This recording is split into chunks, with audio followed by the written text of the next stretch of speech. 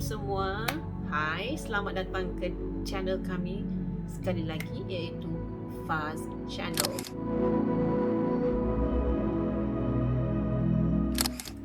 Pada malam ini, saya nak bercerita tentang sesuatu yang telah saya alami sewaktu saya di Singapura, kira-kira 2 tahun yang lepas. Sewaktu itu saya membawa sekumpulan pelancong ke Singapura, dan kemudian saya punya tugas pun berakhir di Singapura. Setelah saya melepaskan saya punya turis di Singapura, saya pun berhasrat untuk menyambung cuti saya di Singapura, kerana pada masa itu ialah malam tahun baru, dan dulu saya memang sentiasa merayakan tahun baru di tempat-tempat lain, bukan di Malaysia. Dan masa itu saya pun masih lagi di Singapura, tak boleh nak pergi ke mana-mana. So saya pun decided untuk tinggal di Singapura, melihat macam mana mereka menyambut tahun baru. Saya tak ingat tahun berapa, saya rasa dalam 2 tahun lepas itu, 2 atau 3 tahun lepas, saya rasa 2017 masa tu, dalam tahun 2017 ya. Masa saya di Singapura, saya telah mengambil sebuah, dia bukan hotel tapi dia macam youth hostel, tapi cantik. Perlu ke saya sebut namanya? Nanti kalau saya sebut, semua orang tak nak pergi kat situ pula. Okeylah, saya bayangkan saja. Tempat tu cantik bersih, dan terletak di tepi orang kata waterfront ya. Dan dari waterfront tu kita boleh jalan sampai ke Marina Bay. Dan juga di situ ada banyak lagi hotel-hotel lain ataupun youth hostel yang lain. Dan terdapat banyak restoran-restoran di bawah tu kalau kita nak makan ke dan sebagainya. Tempat tu memang menarik sebab daripada hotel itu kita akan, ataupun youth hostel ya, kita panggil youth hostel itu, kita dapat melihat pemandangan sungai Singapura menuju ke laut tu lah, yang dia dekat Kuala. Jadi saya tak suka bercampur dengan ramai sangat dalam satu bilik. Jadi saya telah reservekan sebuah bilik yang single. Tak ada bilik single, memang tak ada. Cuma ada bilik untuk 2 orang ataupun bilik untuk grup. Jadi saya ambil bilik yang untuk 2 orang. Saya ingatkan saya boleh tinggal sorang-sorang dalam satu bilik tu. Rupanya di sana dia kira macam kalau bilik 2 orang, nanti akan ada orang lain yang akan masuk dalam bilik tu. Jadi masa saya sampai, mereka pun dah beritahu saya punya bilik saya kena berkongsi dengan seorang lain ya, perempuan lah. So saya kata tak apalah, it's okay, saya terima bilik tu dan saya pun pergi masuk. Memang cantik hotel tu, dia youth hostel tu ya. Dia ada macam arts exhibition di dinding, lukisan, ada archer, dan naik ke bilik-bilik pun tangga dia pun memang very stylish ya, bukan macam youth hostel yang biasa-biasa ni, tapi harga dia pun berpatutan. Kemudian saya pun bawalah beg saya masuk ke dalam bilik, dan saya tengok bila buka pintu, bilik tu tak ada tingkap, dia semua bilik ya, four walls ya, dan ada satu katil double decker, so satu di atas, satu di bawah. Masa saya masuk dalam bilik tu, saya tengok yang dekat bed yang dekat atas tu, katil yang belah atas tu dah ada dia letakkan barang-barang. So maksudnya memang dah ada orang masuk bilik tu sebelum saya, dan dia dah booking atas punya katil. So tak kisahlah, saya pun tak suka tidur atas, saya suka tidur dekat bawah. Jadi di bawah tu, di tepi dinding tu dia ada lampu lah. So kalau macam malam-malam kita nak membaca ke, kita boleh buka lampu tu, kecil je, jadi dia tak mengganggu orang di atas. So saya pun letakkan barang-barang saya semua. Saya tak tahu siapa partner saya dalam bilik itu, sebab orang tu keluar waktu itu. So dia pun ada kunci dia, saya pun diberi kunci untuk saya. Lepas tu petang tu saya pergi berjalan-jalan dulu ya, di sekitar bandar Singapura. Kemudian saya kembali semula ke hotel, dan pada malam tu sepatutnya ialah New Year Eve. So biasanya New Year Eve ni ataupun malam tahun baru, biasanya semua negara biasanya akan buat bunga api tepat pada pukul 12 malam untuk merayakan New Year. So dekat hotel ni kita boleh naik ke tingkat satu lagi, ke tingkat atas. Dekat tingkat atas tu dia ada satu balcony panjang, yang mana kita boleh duduk kat situ sambil menikmati pemandangan di sungai yang mengalir masuk ke Marina Bay tu. Dan saya pun dengan turis-turis lain lagi ataupun pelancong-pelancong lain yang mana datang daripada overseas semua ya. Kita pun duduklah dekat situ untuk melihat permainan bunga api. So memang tak perlu datang ke bandar, maksudnya pergi ke tempat di mana mereka adakan pertunjukan tu. Kita cuma duduk dekat balcony di hotel kita tu dan kita dapat melihat permainan bunga api yang sangat-sangat cantik ya pemandangannya. So tepat 12 malam diorang dah main bunga api semua. Dalam tak silap saya setengah jam ke 1 jam macam tu. Lepas tu habis. Bila habis tu saya pun penat kan. Kita pun masuk semula ke dalam bilik lah. So masa saya nak masuk bilik tu gelap, tak ada lampu. Saya pun nampak dekat atas katil atas tu ada seorang budak ataupun seorang perempuan sedang baring, kurus sangat. Rambutnya tak nampak sebab dia pandang arah ke dinding. Jadi saya nampak macam rambut panjang jugalah. Jadi dia berselimut. Jadi saya pun rasa serba salah lah nak buka lampu tu sebab takut nanti mengganggu dia. Lepas tu saya tak buka lampu. Saya cuma raba lah tempat nampak lah sikit-sikit dalam gelap tu. Saya ambil towel, saya ambil brus gigi saya dan apa semua. Saya pun masuk ke bilik air. Saya mandi tak silap. Lepas mandi siap semua tu, saya pun masuk perlahan, buka pintu perlahan. Saya masuk sebab saya tak nak ganggu dia tidur. Jadi saya pun duduk bawah dekat katil saya yang di bawah tu. So dia di atas, saya di bawah. Jadi bila saya duduk tu, saya buka lampu kecil tu, saya tak tidur lagi lah. Saya macam membaca ke apa dah, saya tak ingat. Tapi memang saya tak tidur. Lepas beberapa saat lepas tu, saya dengar ada ketukan dekat pintu. So dia tok. Lepas tu pintu tu dipulas, dia punya tu dipulas dan dibuka. Dan saya tengok ada seorang budak perempuan masuk. So dia pun daripada cahaya tu saya nampak lah dia orangnya macam daripada Asia jugalah ya. Asia mungkin daripada China ke daripada Jepun ke, saya tak pasti, tapi muka orang Asia.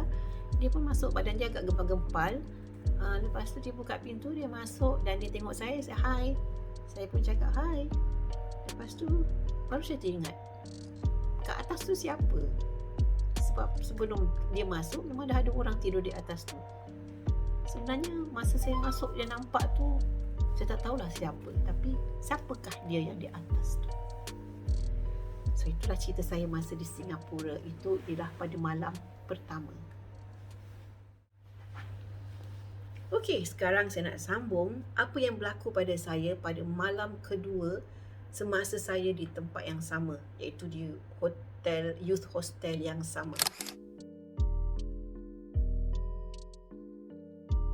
Sebenarnya saya ni kalau pergi ke mana-mana, saya tak suka kongsi bilik dengan orang. Sebab saya ni seorang yang sensitif pada bunyi dan sebagainya. Kalau ada orang, saya macam tak boleh tidur dengan lena. Jadi saya lebih suka duduk dalam satu bilik saya seorang saja. So apa berlaku pada malam pertama, saya berkongsi dengan budak tadi tu, iaitu pelancong saya tak tahu daripada negeri mana. So saya cuma jumpa dia pada malam tu sahaja. Dan malam besok paginya, dia awal-awal lagi dah keluar daripada bilik tu ke, saya pun tak ingat. Saya tak jumpa dia lepas tu. So okey lah, saya happy lah sebab saya rasa saya tinggal seorang-seorang dalam bilik tu. So dah petang tu saya pun balik ke bilik, mandi siap semua, dah makan semua. Dan lepas tu agak malam sikit lah, dah macam dalam pukul 11 atau 12 malam macam tu ya. Saya pun dah bersedia nak tidur. So saya tidur, saya buka lampu lah. Walaupun malam pertama tu saya dah mengalami peristiwa yang boleh dikatakan macam menakutkan, tapi lantaklah, benda tu kan kita dah berlaku, lantaklah. So saya buat tak tahu je. Malam kedua tu, masa saya nak tidur tu, saya terdengar dekat bilik sebelah macam kerusi meja ditarik. Macam orang duduk dekat. Kadang-kadang separuh hotel dia ada meja dengan kerusi. So malam tu saya dengar dekat bilik sebelah saya tu bising dia tarik kerusi, dia tolak balik kerusi tu. lepas tu dia tolak balik, lepas tu dia tarik balik macam orang duduk sekejap betul tolak balik dan sebagainya. Kalau kita tengokkan dekat youth hostel, dia tak ada karpet, dia cuma lantai saja. So tak ada karpet. So of course bila you tarik kursi meja dia boleh berbunyi. Lepas tu okeylah. Lepas tu dah tak ada bunyi kursi meja lagi, macam dah lewat je, saya tak boleh tidur. Dalam pukul 2-3 pagi saya dengar ada orang berjalan di luar koridor tu, jalan-jalan masuk dalam bilik. Saya dengar dia bercakap, tapi ada satu suara saja bercakap. Dia macam tidak ada balasan suara tu. So macam dia cakap tapi tak ada orang yang menjawab dia percakapan tu. Saya dengar suara budak perempuan. Dia bercakap, dia masuk bilik. So saya andaikan masa tu mungkin dia bercakap dengan telefon, melalui telefon lah. Lepas tu dia bercakap, kemudian dia keluar balik daripada bilik tu. Saya dengar tapak kaki tu berjalan dekat koridor tu, berulang-alik sambil menangis. Dia menangis. Lepas tu dia sambil tu dia bercakap juga, tapi saya tak faham bahasa tu. Saya tak tahu itu bahasa Cina ke, bahasa Korea ke, bahasa Jepun ke, tapi bahasa tu bahasa asing lah. Dan bahasa tu memang bahasa orang Asia lah. Dan dia ulang-alik di depan koridor tu, bercakap sambil menangis. Lepas tu saya cakap, mungkin dia bergaduh dengan boyfriend ke, tapi tak tahulah. Saya tak tahu apa sebenarnya. Adakah dia betul-betul manusia atau bukan? So malam tu saya memang tak boleh tidur disebabkan oleh dua bunyi tadi. Bunyi orang tarik kursi meja dan bunyi perempuan menangis di luar bilik saya. Tapi walau macam mana pun saya tak adalah rasa seram sangat ke, sebab macam nak kata saya berani tu tidaklah, tapi macam saya fikirkan lantak kau lah ni mesti manusia. Saya tak nak fikir yang benda ni bukan. So tapi sebenarnya dalam hati tu terfikir juga, siapa yang nak menangis pukul 2-3 pagi jalan di depan koridor bilik-bilik orang sambil menangis seorang-seorang. Macam tak logik kan.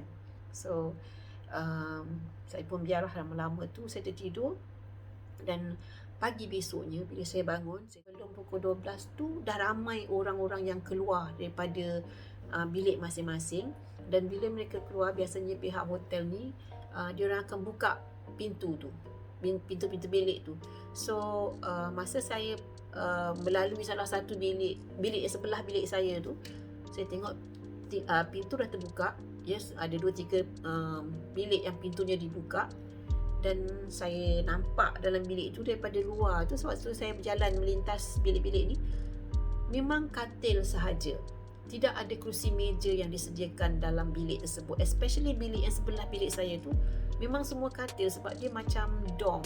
Ada 2 atau 4 katil tak silap, sebab itu untuk orang yang berkumpulan lah. Ya, memang tidak ada kerusi meja. Tapi malam tu memang saya dengar bilik sebelah tu tarik kerusi meja. Dia tarik tolak macam orang duduk dan tarik ke meja. So tapi alhamdulillah lah hari tu saya pun dah habiskan percutian saya cuma 3 hari 2 malam je kat sana. So hari yang berikutnya tu saya pun nak balik ke Malaysia semula. So okey lah, tak ada apa-apa yang berlaku, tak ada apa-apa yang mengikut saya balik ke KL.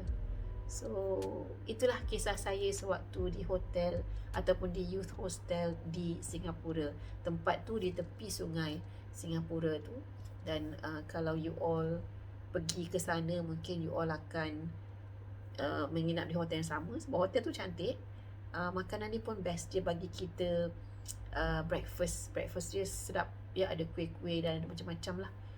Tapi cuma malam lah. Waktu malam ada entiti lain yang akan bersama dengan anda di situ. So hati-hati.